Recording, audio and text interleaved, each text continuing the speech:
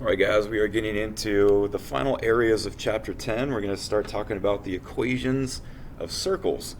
And so we're going to first just identify what the standard equation of a circle looks like. So I'm going to put that right up here, so fill this into your notes.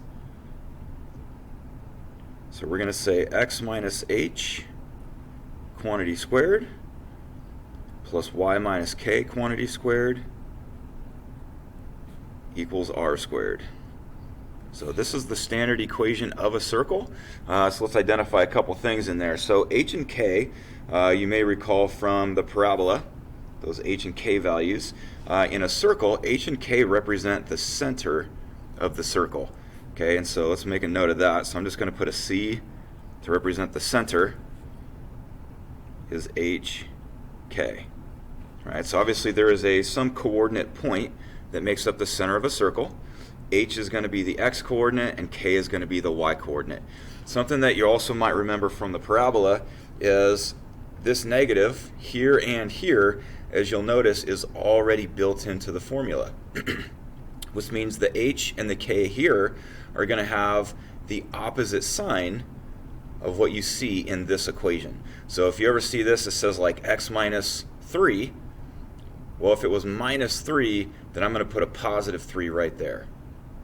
Right? Or if it was a plus, if this said, let's just say this said y plus 7, well, then I would put negative 7 in for k. Okay, so the center point is always going to have the opposite sign of what you see from this formula because the negative is already there in the formula. R, of course, represents the radius of the circle.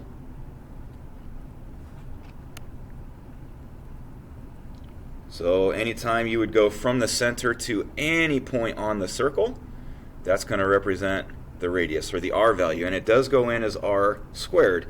And so we'll see that as we start building some of these. So let's look at this first one for a minute.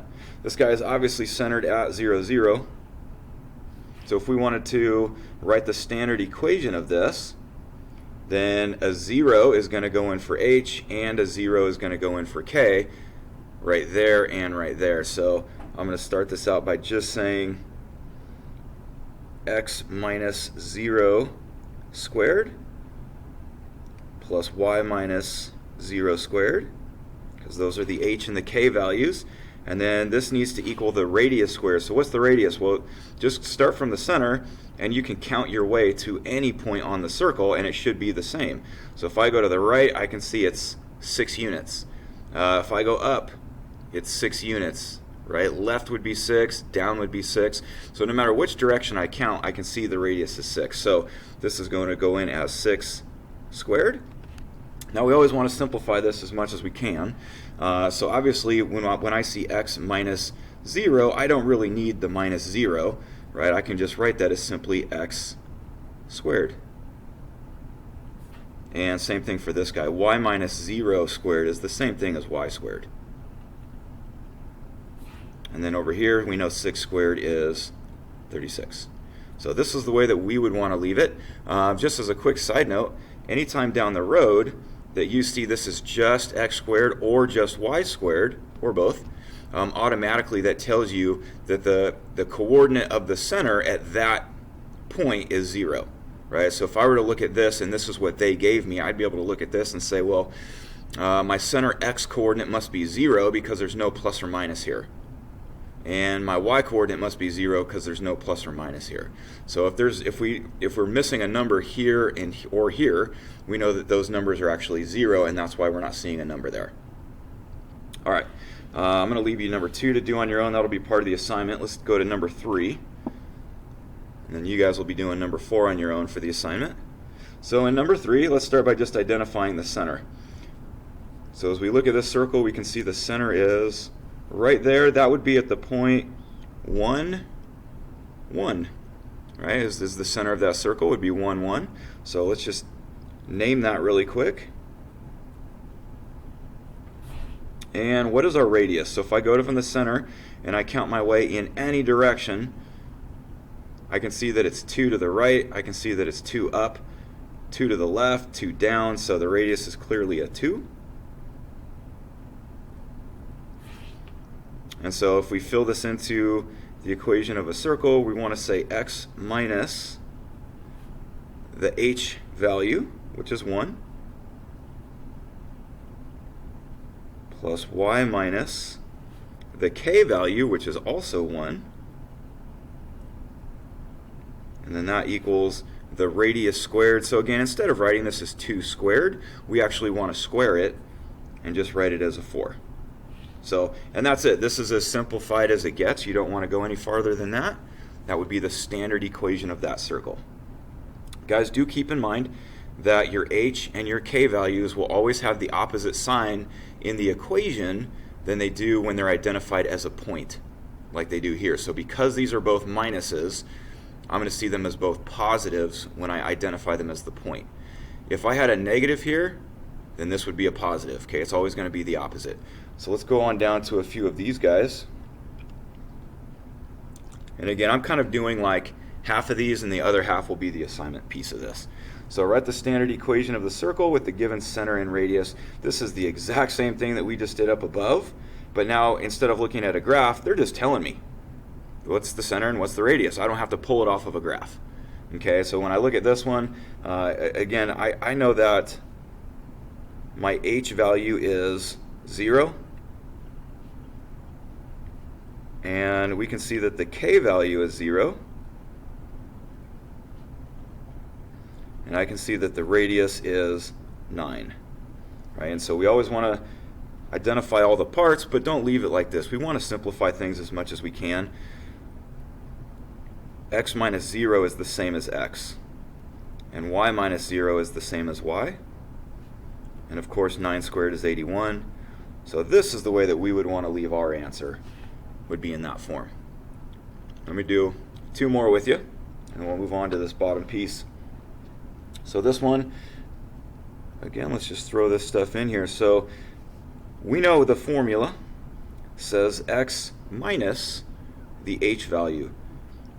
So I'm just going to write this one all out. You can, guys, when we start moving through these and you've done enough of these and you kind of understand where these numbers go and what the result should look like, we should be able to see this and jump to this answer right away. We shouldn't have to write it out like this and then simplify it, but you certainly can.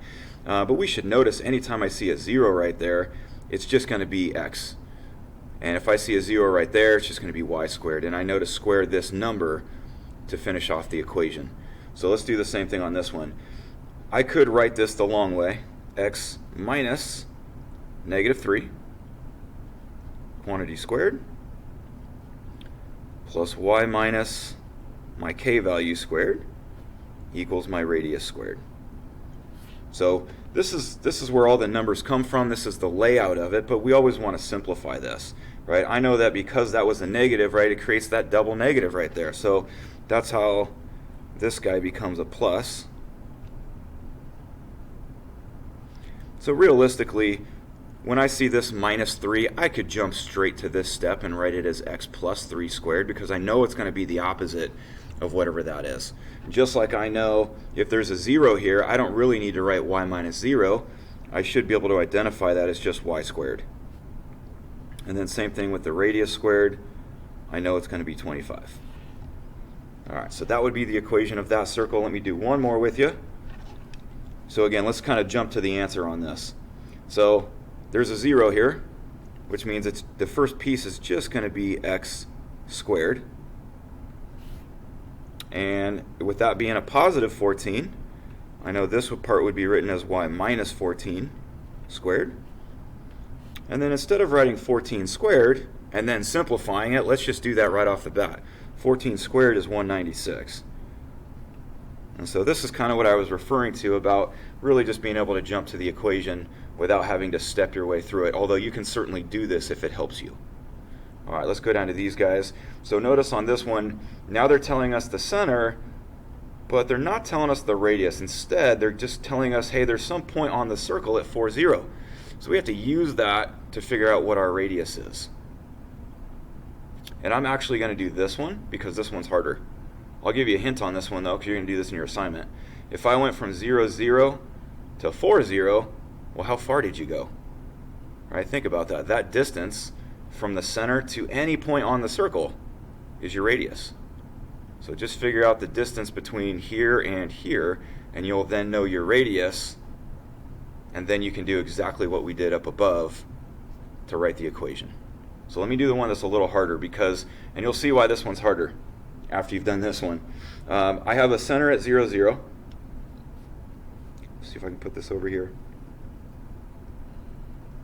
So here's our center. There's a point on the circle at 3, negative 4.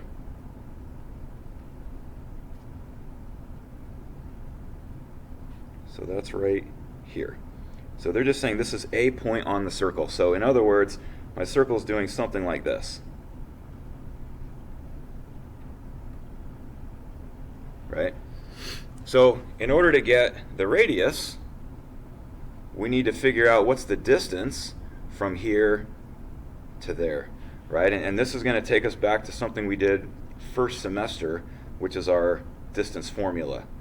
So I won't go through this in too much depth, but there is a super strong connection between the distance formula, the equation of a circle, and Pythagorean theorem. If you were to line them up side by side, you would see that they're actually all the same formula. Right? Those three things are the same formula. So what we're going to do to this, just so we don't have new formulas being thrown in or too many extra formulas to look at, what I was going to show you on this is, let's just take the equation of our circle.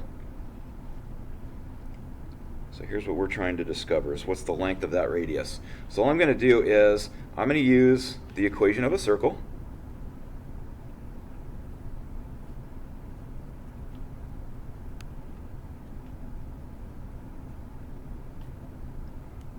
Which is actually the same thing as the distance formula, and is actually the same thing as Pythagorean theorem. Because really what we're going to see on this is if I were to draw a line right here, right, I could actually do a squared plus b squared equals c squared. And that's really what this is. It's like a squared plus b squared equals c squared. It's really the same formula as Pythagorean theorem. But I'm going to throw it in this way because this is the formula we're working with in this lesson. So here's all I'm going to do, is let's just plug in what we know. H and K are 0 and 0. X and Y represent a point on the circle. Well, they gave us a point on the circle. So I'm going to put this guy in for X and this guy in for Y. So here's where everything's going. We know the center is H and K. We know that any point on the circle is X, Y. So let's just plug those in. So I'm going to put 3 in for X, 0 in for H,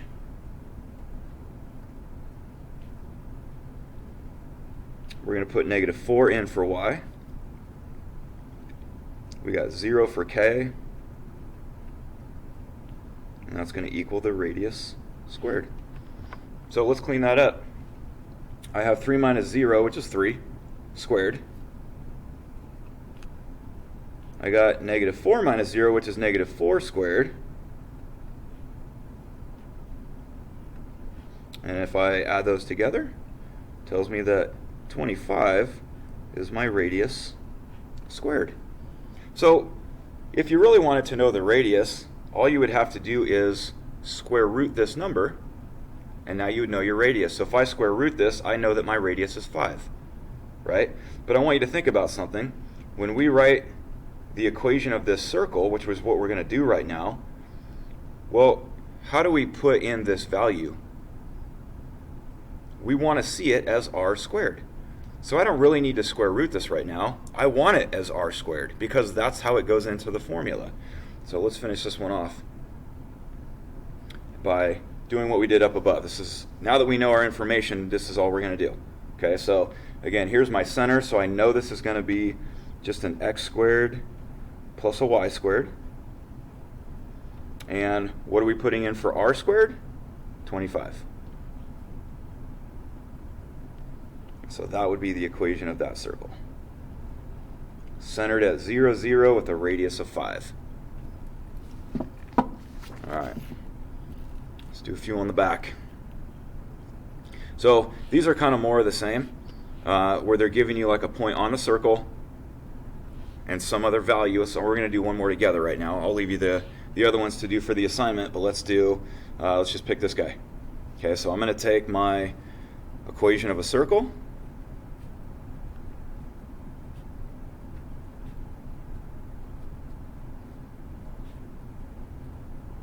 And let's just plug in what we know. Okay, so I know my center is made up of h and k,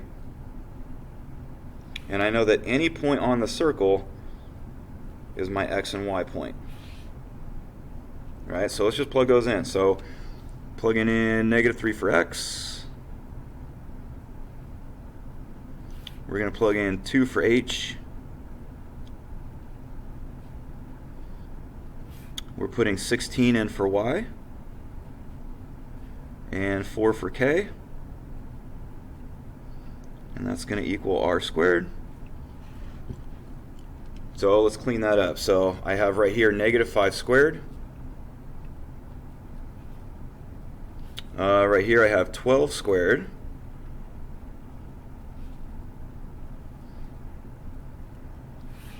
And all I have to do is add those together. So 169 is r squared. And again, remember guys, if you ever really wanted to know what the radius is, all you would have to do is square root both sides, and that would tell you the radius is 13. But really, when we write the equation of the circle, we're not interested in the 13. We're not interested in r. We're interested in r squared, because that's how it goes into the formula, right? And so to finish this off, we're going to say, here's our equation. X minus h, quantity squared, y minus k value, quantity squared, equals r squared, which we now know is 169. Right, and that's where you'd want to finish. All right, let me go down to some of these guys. So what's the diameter? So here's where we just got to think a little bit. Remember, the equation of a circle is x squared plus y squared equals r squared. So they're telling us right here that r squared is 100. Well, if r squared is 100, what's your radius? So in other words, we want to square root both sides to identify the radius. So all you ever have to do is square root this number to get your radius. And of course, we know that the diameter is twice the size of the radius. So if I double that number, I get my diameter. Let's try that with one more here. So if this represents r squared, I can square root it to get my radius. And if I multiply my radius times 2, I get my diameter. So I'll let you try that on these guys. Let's do some graphing. So we're going to graph these. I might just graph both of these with you because these are somewhat different. So let's just look at a couple graphs here together. So if we're going to graph this, let's take a look. This guy is centered at where? What is the center? We need to identify the center point. So guys, remember, we talked about this already. There's no other number here. It's just an x squared. So what causes that to just be x squared? Our h value must have been 0. And based on this, our k value must have been 0. Because it doesn't say plus or minus some other number like this one does. Right? So it must have been 0, 0 for the center. And as we just talked about, I can square root this number to get my radius. Centered at 0, 0 with a radius of 8. This grid is not probably big enough to go 8 units in all directions. So I think what I'll do on this one is actually count by 2s. And guys, you can always change the scale of a graph as long as you identify what your scale is. Otherwise, we will always assume you're counting by 1s. Okay, so it's okay to change the scale of your graph, but one way or another, you have to note what you are counting by. All right, so you could just state it like this. You could put a little 2 right there and a little 2 right there, and that would show that you're counting by 2s. So on this one, we're centered at 0, 0. And if our radius is 8, that means I need to go 8 units in every direction, right, from the center. But remember, we're counting by 2s. So I'm going to go 2, 4, 6, 8 to get that point. 2, 4, 6, 8 here. 2, 4, 6, 8 here. And 2, 4, 6, 8 here. So I'm simply going to go 8 units in every direction and then connect the dots. I'm not very good at drawing circles, so sorry if this is a little ugly.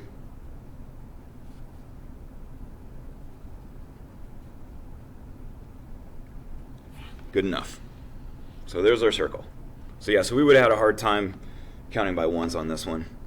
So let's look at this guy. So start by, and maybe since I'm doing this with you, this is a good place for you to just sort of pause the video and try it. So see if you can identify the center and the radius first, and then make the graph. So if you want to go ahead of me on this one, give it a try on your own before I do it. So pause and give it a try. So remember that we talked about earlier that our h and our k are always the opposite sign of what you see here. So if this is x minus 4, I know h was just 4, and this is y plus 1, so I know my k value was negative 1. So there's our center. This represents r squared, so if I square root that, it tells me my radius is 4. Let's see, 4, 1, negative 1, so that's going to be over a little bit. So I'm actually going to keep my y-axis a little to the left so that I have room, because this one we should be able to count by ones on.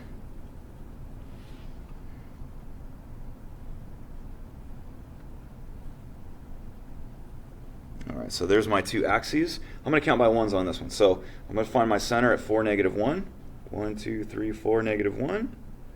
There's our center. And then from there, I need to go 4 units in all directions. So I'm going to go up 4. I'm going to go right 4. Down 4. And left 4. Right, so from there we just connect the dots as best as you can. I'm not an artist. There we go. So there's our circle.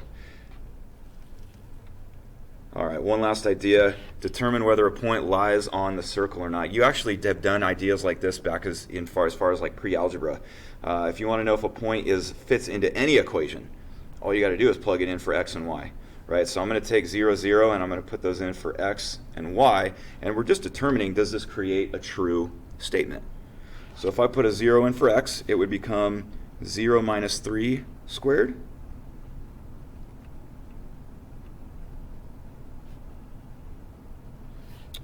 Put a 0 in for y, so 0 minus 8 squared.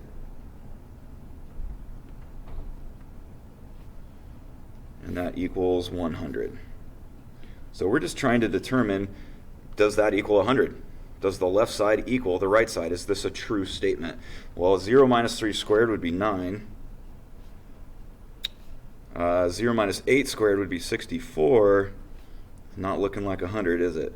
So if I add those together, it's going to say 73 equals 100, which of course is a false statement. So therefore, 0, 0 did not fit this equation. So we got to give that a no, because it's a false statement.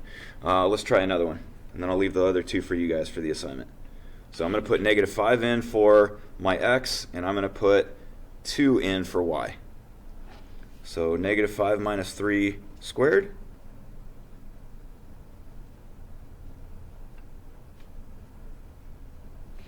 And we're going to put 2 in for y, so 2 minus 8 squared. Still equals 100. Let's see, does that work?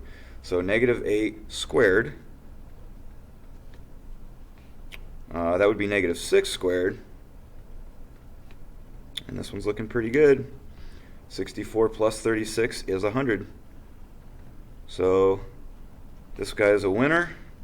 So yes, that means if we were to graph this circle, that negative 5, 2 would be a point on that circle.